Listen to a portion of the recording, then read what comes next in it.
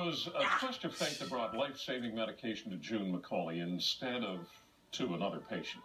The Sierra Leone woman was suffering from Ebola in hospital, and when the patient that was supposed to receive an experimental treatment died, she was given the drug. And as our health reporter Pauline Chan tells us, she is now visiting the Canadian researchers who created the life-saving treatment.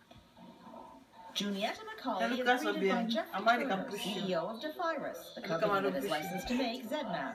It was created by Winnipeg's National Microbiology Lab at the height of a West African Ebola outbreak in 2014. Very, very wobbly legs. And I wondered what was wrong with me. And then I lost appetite completely. Her husband Henry had already died of Ebola, and Junietta was in hospital in a bed opposite their doctor, Victor Willoughby, who was also infected with the deadly virus.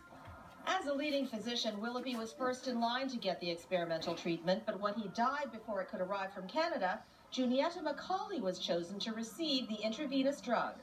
About 48 hours after the diarrhea stopped. She only needed the first of 2 IV bags of ZMapp. The second went to a nurse who became infected after helping her. The nurse also recovered.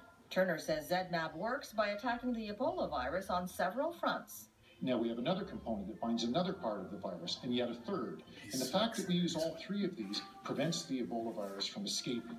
If we can intervene at the beginning and turn these horrendous events into localized outbreaks that can be contained. Junietta, who has family in Canada, says ironically she's a funeral director who should have faced greater risk of infection on the job.